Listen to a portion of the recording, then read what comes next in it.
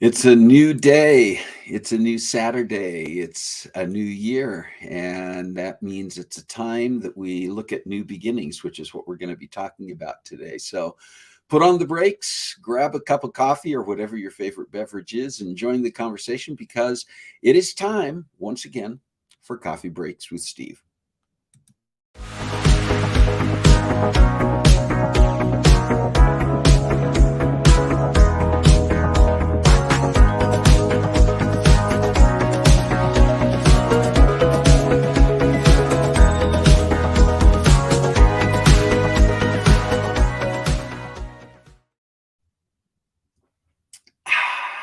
I needed that. Probably going to need a lot more of that. Welcome to Coffee Breaks with Steve, and it is Saturday, January 7th, 2023.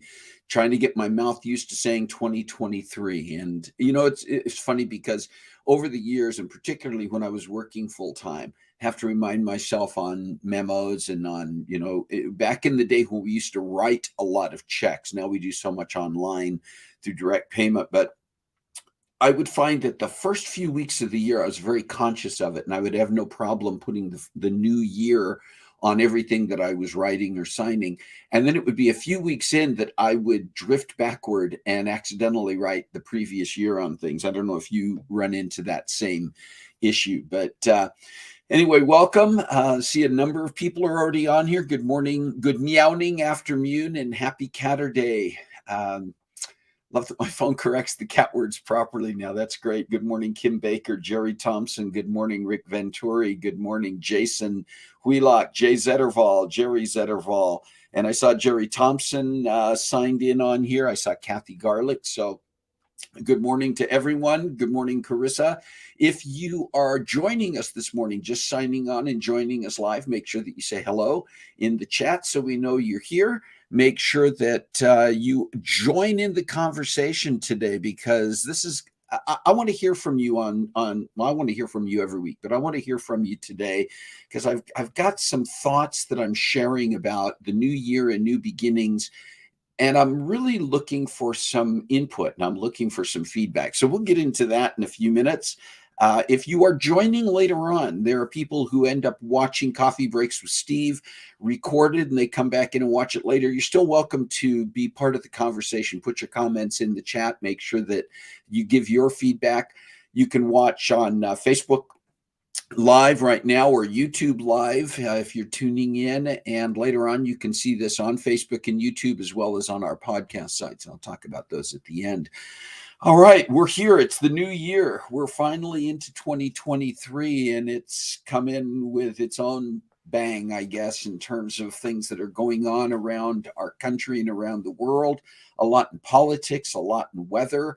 And I hope you're doing okay wherever you are. I know that there's some parts of the country, including our former stomping grounds in the San Francisco Bay Area, Northern California, California in general, has been getting hammered this last week and a half or so with weather, as well as Oregon and parts of Washington and really around the country in various places. Wherever you are, you're probably experiencing some form of this winter weather and this onslaught of weather that's been coming in from the Pacific and working its way up through the country. So I hope you're safe. I hope you're doing all right. And did I see that Kathy Glavin is on here? Hello, Kathy Glavin. And let's see. I'm just looking to see who I see signing. Oh, I see Kathy McCormick is on here. So hello, Kathy McCormick. And I see Karen is on here. Good morning, Karen. And again, make sure you say hello in the chat. Make sure that you're part of the conversation this morning. And thank you for, I just want to again say thank you. If you were on last week, we were dealing with some serious internet issues for several days, and it kind of culminated and finally wrapped up. I think it was Saturday night of last week into Sunday, but Saturday morning when Coffee Breaks was on, we don't have closed captioning this morning. Sorry to hear that, Rick. Let me see if I can. Carissa, I don't know if you can look to see if closed captioning is on from where you are, but we'll see if we can get the closed captioning running. It should be on, and we'll try to get it going here. Thanks for letting me know about that. The Yeah, Carissa saying the whole internet in Spokane last week was insane. On top of, we had the entire family here, which was an effort in and of itself. I may have mentioned last week we were trying to get two of our grandsons here on Southwest Airlines. The reservations had been made months ago. And then with everything going on with Southwest, their reservations to get here on Christmas Day were canceled at the last minute and rescheduled. Southwest rebooked them on a different flight that was like almost a week later, which would have left them out of most of our family's activities. We were able to get them booked on a slightly earlier flight, which then was also canceled at the last minute.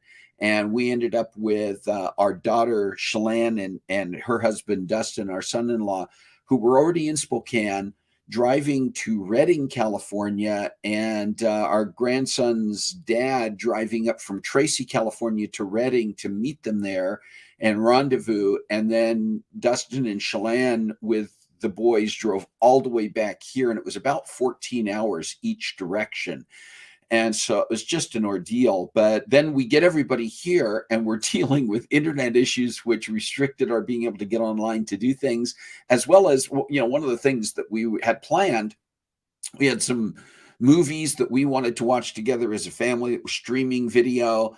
And that's also one of the ways you can keep the kids busy when you got things going on for several days, is put on a movie that the kids can watch. No, couldn't do that for a few days. So it was a little bit hectic and harried while we were together. But you know what? We had great activities. We had a great time as family. We enjoyed our celebrations and welcomed in the new year. And I hope you were able to do the same. So let's see. And I don't know if we were able to... not seeing the option turn on closed captioning.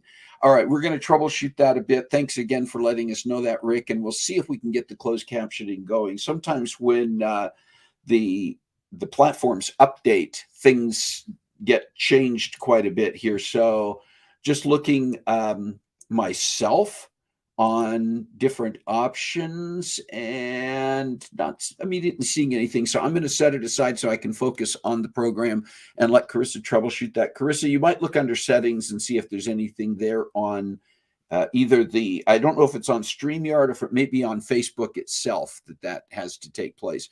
Anyway, Georgie Dwyer is here. Good morning, Georgie. I'm just kind of watching to see who's signing on. And again, if you're joining us, and you can do it, say hi in the chat, join the conversation. Share a few special days coming up this week. Today, Saturday, January 7th, is Old Rock Day, and apparently that's a day that it's not, apparently there's a separate day for looking for rocks, for rock collecting. This is the day you're supposed to pull out your rock collections or your fossil collection and enjoy them. So if you're a rock collector and you have a rock collection, this is the day you're supposed to enjoy the old rocks. I guess you could also go outside and just enjoy the old rocks in your rock garden or around your property or wherever it might be, but it's Old Rock Day today for whatever that's worth.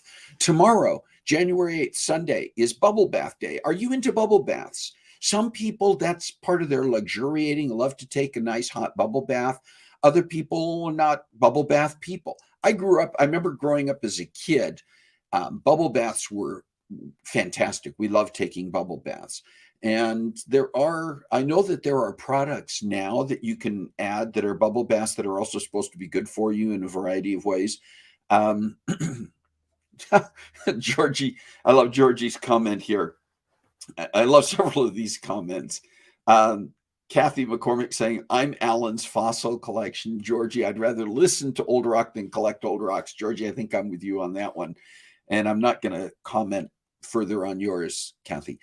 Kim Baker, do you polish your rocks today as part of the appreciation of them? I think that could be done as well. Some people have do you have now, or did you grow up with one of those rock polishing machines that you can still get them?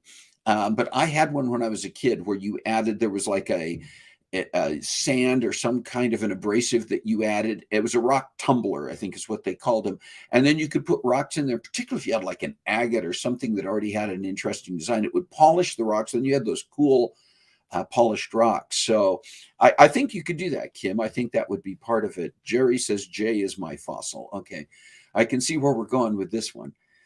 Bubble bath day. Okay, Tuesday, January 10th. We have several things there. It's bittersweet chocolate day. You know, we have these various days that are about foods and things that we can eat.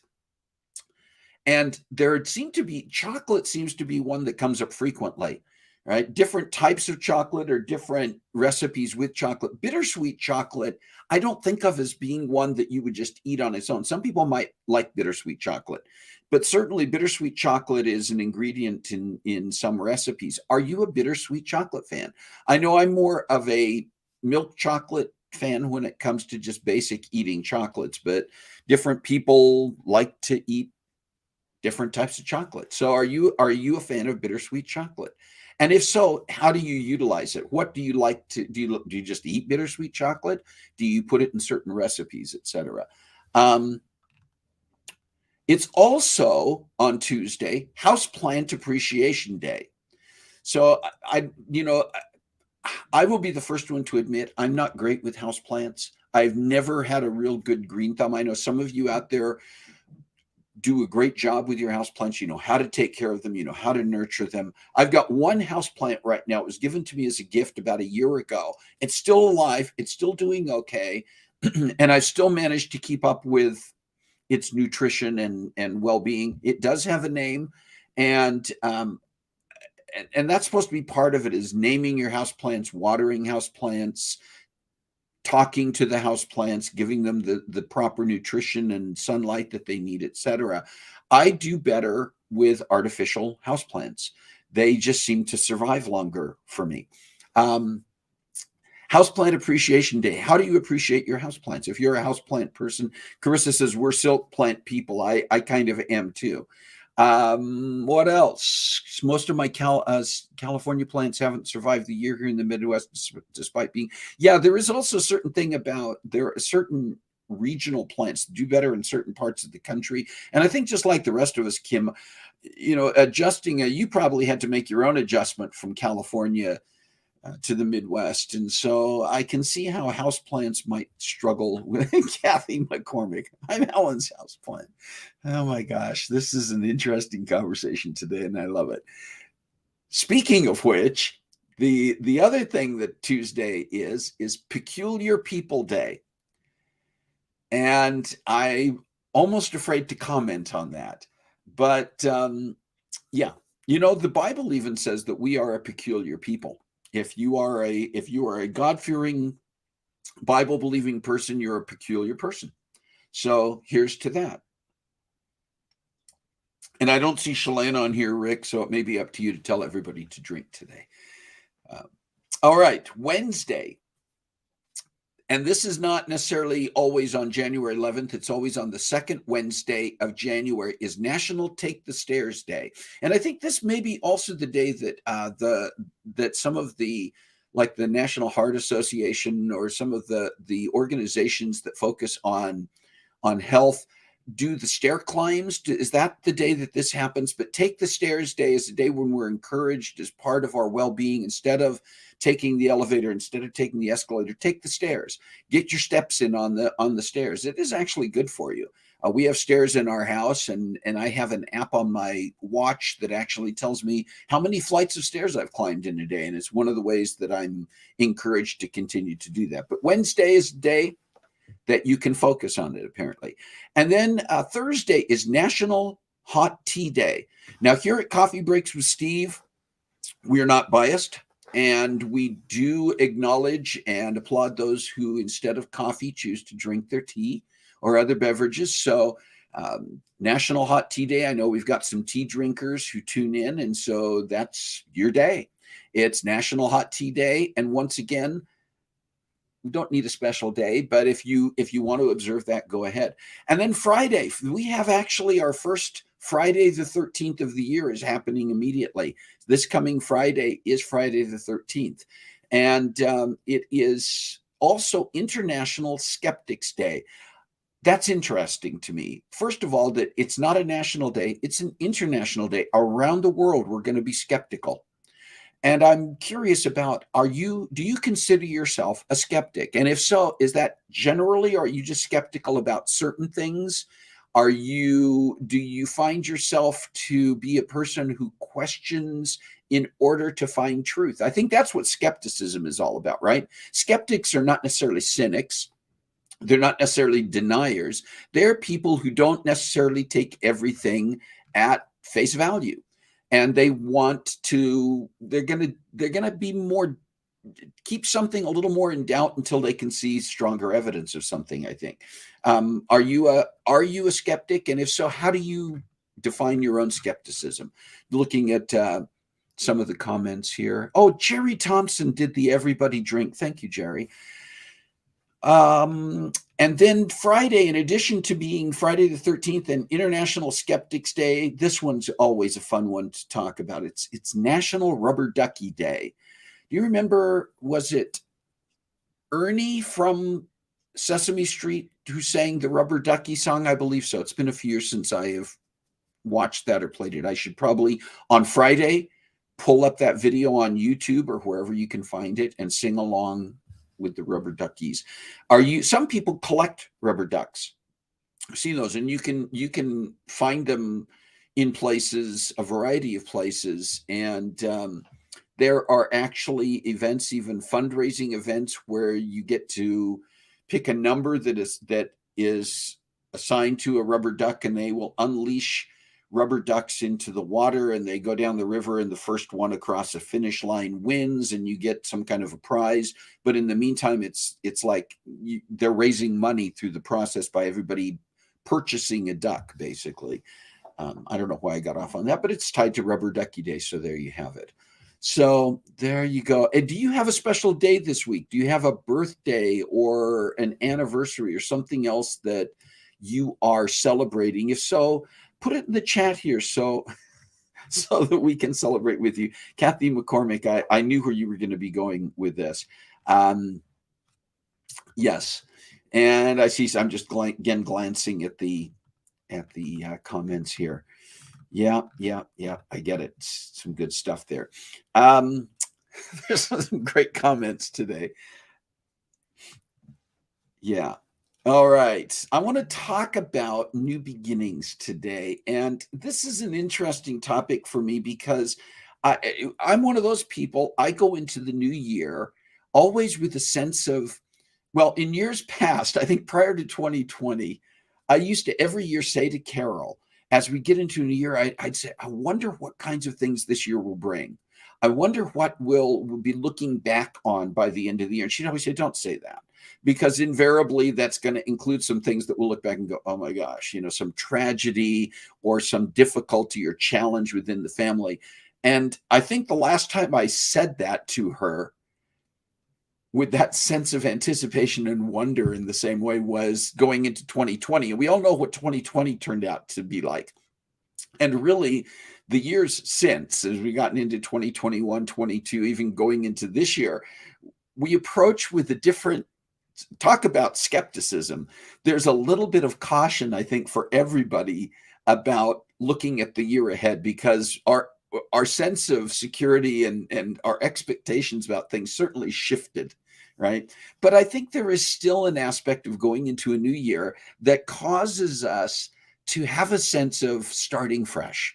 And there are a variety of reasons for that, right? It's a natural thing to consider fresh starts when you're going into a new year.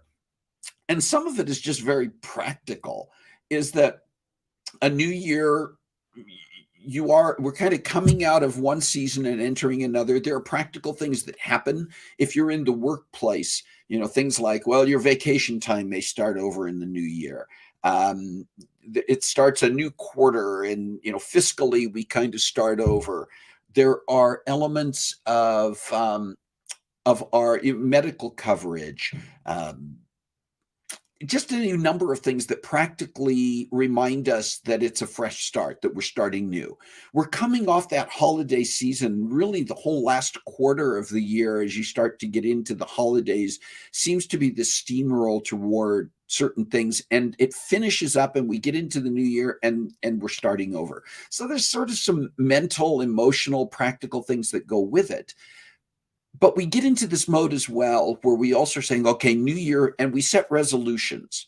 We make these resolutions. We say, I'm going to do something different this year. I'm going to be better about something this year. And there's a goal setting process that goes with that. And I'm not opposed to that at all. And I'm not excluding that from the conversation today. But I'm looking at some things maybe deeper than that, or in addition to that, without getting so deep that we start to make it difficult. I don't want to make it difficult. I almost trying to think for myself, how do I make it simpler? How do I make it more attainable and achievable? Thank you. So I'm thinking about new beginnings, and again, I'm calling it that rather than saying New Year's resolutions. Not opposed to the resolutions, and we'll talk about those. But my terminology here is for me. And I want your feedback on this. What works for you as you go into a new year? Are you a resolution setter? Are you a resolution maker? Is that something that is part of your normal pattern? And do you find that to be something you can do successfully? Because I find that I'm part of the mainstream that is often heard from that says, I'll set those resolutions, and within a fairly short period of time, they fall by the wayside, they drift, and there can be a sense of failure or incompleteness that can go with that. And we don't have to think of that as failure. There are normalities to it, but I wonder about new beginnings. So I'm going to give you some ideas, and I'm going to share some thoughts here from my perspective, and I welcome your input and your feedback. First of all, I think that new beginnings is not about throwing away the old. Sometimes we think fresh start is I got to get rid of the old. And that's not necessarily true. Some things that are old are still worthwhile. They may have gone a little bit stale for us, but there can be a refreshing of some things. That can be part of the new beginnings. It doesn't always have to be throw that out and start something completely different. I think new beginnings should not be a reaction. Sometimes we react to emotions. Sometimes we react to things that are so fresh for us that we can't really be objective about them. And so trying to work for those, to set new goals or to set new ideals around those, can be too soon.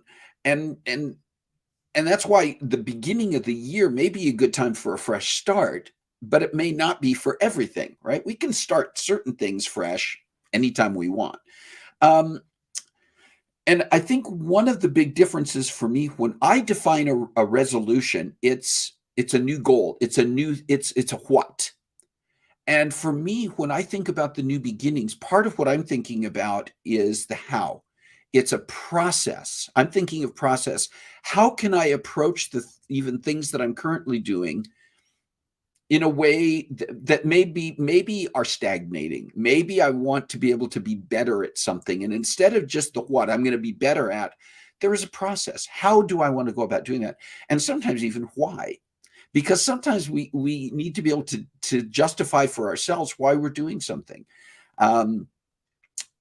For me, I think principles remain constant. The principles around the things that we have established in our lives are going to be the same, and they don't change, but methods can change. And again, it comes back to the how and the why. How are we going about doing the things that we're doing? Last year was a year of tremendous transition for Carol and for me. We retired, we moved, we bought a house. Basically, last year was a year of starting fresh. And there were a lot of what's tied to that. But as I look back on that, there was a lot of how we were going to go about doing this that was part of the planning process and the preparation process, and even the transition itself, as well as the why. Why do that? Why now? Why the timing of that? And to me, those elements of starting fresh were as important, maybe more important than the things themselves. Because if we had simply decided on the things but hadn't really thought through the process, I don't think we would have done very well through last year at all. But I think sometimes, as I said before, it's not throwing out the old, but it's looking at things that already exist with a different perspective. Sometimes we just need to take things that are already present in our lives and take a step back. I'll talk in a minute about how I think some of that needs to work, but But sometimes you have to think about things that has something that you have been doing worked, and if so, is it if it has been, how can you continue forward with that so you don't lose momentum if it's something that's important? And if it hasn't been working, does that mean it's no good, or does that mean it's important to think about new approaches to the same thing? Maybe it's still worthwhile. Um, there can be the throwing out of old methods. Maybe throwing out's the wrong word, but if something is no longer useful in terms of the way that we're going about doing something, is it appropriate to change the way, to think about a different way of doing it? If you think about some of the practical things we do in life, um, even basics like house cleaning and housekeeping, which the yard work, that type of thing, we develop certain patterns of doing things that may work for a period of time, and then for any number of reasons, maybe they're not as effective or efficient as they used to be. And does that mean that the thing itself is no longer saying, I'm going to stop doing housework because I'm not getting it done as effectively or efficiently as I used to? No, we look at the method. We look at our approach to doing it, and we think about the changes we need to make in order to make that more effective. I also think that thinking about new beginnings, we have to consider taking on the attitude of a beginner.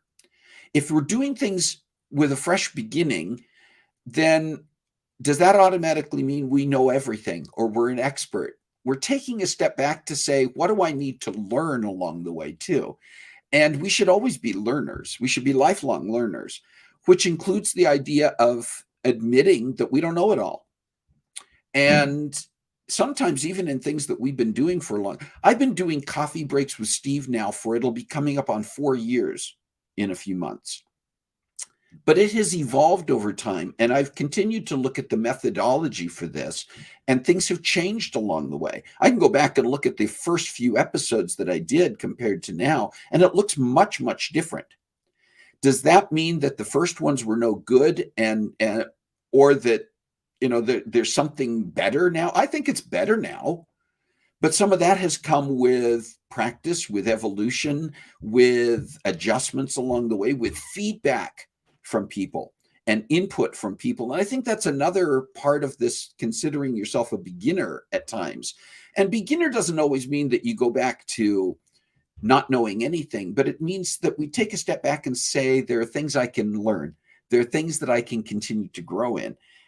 And oftentimes that involves putting ourselves in the place, instead of considering ourselves to be the expert, is looking at other people who may have if not a different expertise or a greater expertise than us, a different perspective. Am I always going to be the teacher, or sometimes am I the student? Am I always going to be the mentor, or am I sometimes the mentee? And I think in our lives, there should always be a process in which our engagement with people around us in any relationship or any type of relationship should include people for whom we are the mentor or the leader at times, people with whom we are a peer, and people with whom we are the mentee, and we look to them for mentorship and leadership. And I think sometimes in that process of new beginnings, it's good to reassess some of those relationships too. And how do we interact with people? And I'm looking again at some of the comments here, and I'm going to go back and read more of them in detail later, because I do want your input on this. And I hope some of what I'm saying is making sense. I hope that this resonates in some way, but I also hope it challenges you, either in terms of how you view this and apply it to yourself, or how you would respond back to me with pushback. If you think of this in a completely different way, I want to hear that too. But I think some of the practical applications of this are not, sometimes in our New Year's resolutions, we're looking at habits, and we're looking at saying, I want to set aside a bad habit. We apply new habits from the perspective of what was bad. And that can be the case, but sometimes that in and of itself can become defeating, self-defeating, because all we're doing is trying to break something. We talk about breaking bad habits instead of making the focus and the priority instigating a new habit that counters that. All right. So instead of saying, oh, I want to cut sugar out of my diet, we approach it more effectively by talking about the things we want to start including that are healthy. I'm not saying it's bad to cut out the bad. I'm not saying it's wrong to cut out the bad, but sometimes our focus becomes all about what we're going to get rid of instead of what we're going to fill the space with, right? The idea that nature abhors a vacuum. If all we're doing is taking away, then we can end up really kind of pulling the rug out from under ourselves by not putting something positive in its place. Again, thinking out loud here. What about relationships? Relationships, we sometimes get in the mode, the same thing with relationships. All we do is think about, and there are toxic relationships. There are relationships in which boundaries need to be in place. Once again, it's good to truly assess relationships in terms of both sides to them. We can look at other people from the perspective of how we see them impacting our lives. But the reverse is also true. How much of the relationship process, good, bad, or otherwise, is our input, our investment? And that's worth looking at too. What about prioritizing, priorities, setting priorities, and where necessary, creating boundaries, putting up the guideposts for things. And boundaries aren't always about relationships. Boundaries are about things that we want to make sure we're staying focused on. And I think that's important. And then benchmarks. Sometimes we set for ourselves these resolutions or new goals, and it's all about getting from A to Z, and we don't look at where we're going to be at B, C, D, and E, right? We need to have short-term goals that we can accomplish and celebrate in order to stay motivated. If it's all about reaching the end goal and it's taking us longer to get there, or we're running into challenges along the way, that can kill a motivation too. So there's just some practical application thoughts. And then I also think that there is an element of this that has to do with our interactions. I've mentioned that already, but I really think that's a key. I gain so much from the feedback I get. I gain so much from the relationships that I have. And sometimes it's from the relationships that I may not I may not think that there is, I may not recognize the value. Let me put it that way. We have some relationships that we think of as being peripheral, and we may miss the good that comes from those. We may miss the great feedback. We may miss the interactions that we can build on. There are always going to be a certain amount of limitation because we only have so much. You can either go really wide with a lot of people, or you can go deep with a few. And I think that there's a tremendous advantage to having that depth in relationships. But at the same time, you're going to have those people who are on the fringes, and don't ignore those relationships completely, because sometimes they bring value as well. All right, this has been sort of a skimming all over the place conversation, and that was not accidental. I knew going into this was going to be a lot of stream of consciousness, and I hope that you've been able to follow it. I hope that you've got some things that you can react to with it. But I just, for myself, want to come into this year with a sense of motivation, with a sense of the new beginnings. And once again, while it can be a little bit disconcerting to say, "Ooh, I wonder what this year will bring," I do wonder what this year will bring. But I also recognize that some of what this year will bring will come from the fact that I am approaching things with that sense of anticipation, with that sense of expectation, and at the same time being agile enough to shift as things occur that I don't have control over. I am starting some new things this year. I've made a decision, something I've thought about for a number of years. I've been encouraged to approach for a number of years, and I've been looking into it for the last few months. I started the process to do voiceover acting work. Why not, right? It's an interesting idea. It's not something that I expect I'm not going to get rich from doing it, but it's something that I think I could enjoy doing. And it's a professional approach. I mean, I can get paid for doing that kind of work. I'm actually on Monday of this week going into the studio, going into a professional studio here in Spokane to record my demo tape for voiceover recording. It will then be up on a website, and I can begin auditioning for opportunities to do voiceover work for commercials, for narration, eventually possibly for audiobooks. So I'm putting that out there. It's something new that I'm going to start this year. Another thing that's been on my radar that I've said I was going to do in retirement is to get involved in community theater. Years ago, I used to act on stage, and it's been a number of years, and it's something that I said I want to get back to doing. Is that a New Year's resolution? I'm not calling it that, but it is something that I want to approach this year and approach with a commitment, a sense of, but to do things, anything new or refreshing something. I think this is kind of my closing thought, is that we're going to always be more successful at doing things that we enjoy, doing things. We're always going to be more motivated about the I want to than I have to. Sometimes they overlap. Sometimes we don't have a choice. There are things in life that are have tos, and we have to get them done. But we need to mix those with those opportunities for things that we can invest in because it's something we want to do. And sometimes it's the end that gives us the reason to want the means. Carol and I are both looking at opportunities to do contract work this year.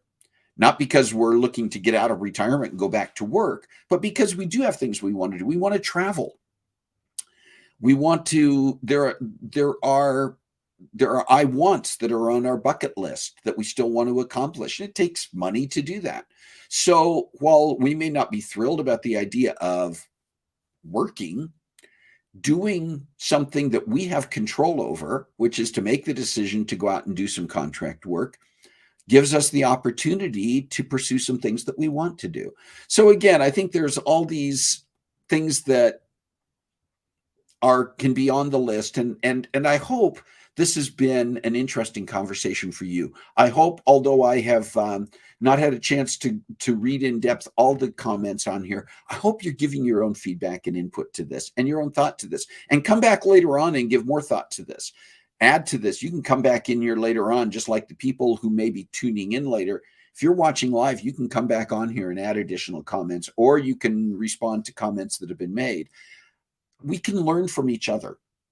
In this, it's very possible that some of you are the mentors that I need, or I may be a mentor to you in providing some information. Accountability is a big factor in achieving things when we want to start new. So however you look at it, may this new year bring you great opportunities for fresh starts, for new beginnings, and for all the things that you want to accomplish in the midst of the things that you have to accomplish.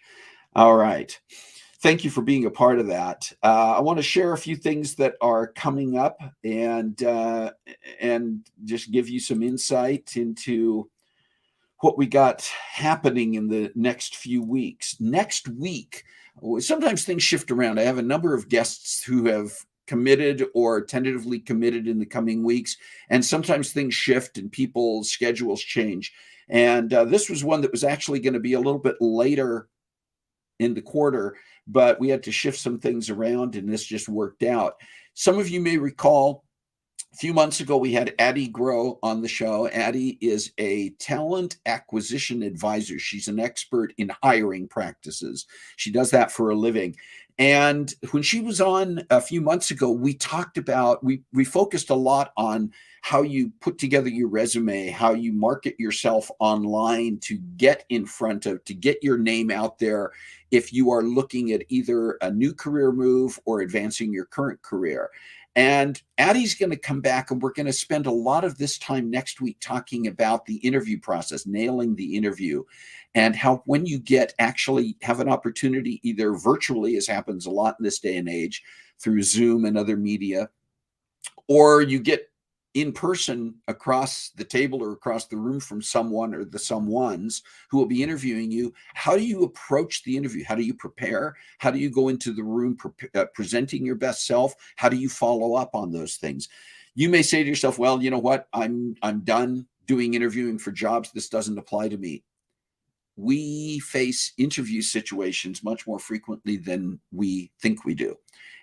Many of our interactions, professionally or otherwise, are really in their own way an interview process. People are looking at us, and sometimes we're looking at other people. So whichever side of that equation you may be on, I think you'll enjoy and appreciate this as Addie comes and joins us next week. And then a couple of weeks out, we have a gentleman who is just a very fascinating person with a fascinating background. Jim Caruso is an entertainer himself, a producer, a host who has done a variety of things in New York and other parts of the country, with a lot of big celebrities. And he has a program that is regularly scheduled in New York, but also is presented various places around the country and even across the pond in Europe, that's called Jim Caruso's Cast Party, which is an open mic night that's done primarily at Birdland in New York,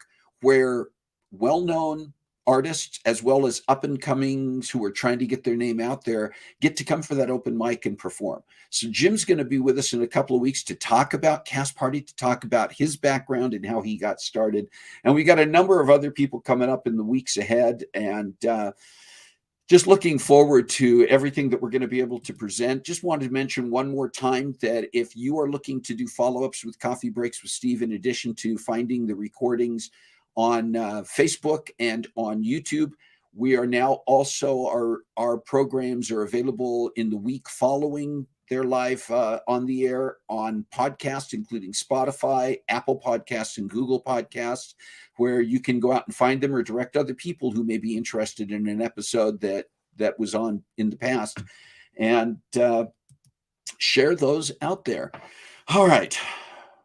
I'm tired now. I've been talking for a long time and, still recovering from the holidays. It's been good. Folks, thank you. This has been a lot of fun, as it always is. I enjoy spending this time with you as we are entering a new year. It's another opportunity for us to think about how we want to get together and what we want to do. So even though I do have some guests lined up in the coming weeks, I love to hear from you. If you've got ideas about topics, you've got ideas about guests who could be on the show, especially if it's somebody you know and you can make an introduction. But let's continue to do this. Let's get together every week, have a cup of coffee or hot tea or whatever it is that you want to drink, and we'll continue to enjoy these times together around our virtual coffee table. And remember again that you can go on the Coffee Breaks with Steve Roundtable, which is also on Facebook. It's a group on Facebook. And lots of times we will have follow-ups to the shows, additional information, additional questions that you can also be a part of. So all of that said, a new year, a new opportunity to invest ourselves in the things that we are doing for ourselves and for others. And another opportunity for us to say, find a way to make a difference in your world this week. God bless you. Thanks for being a part of this. I'll see you next time.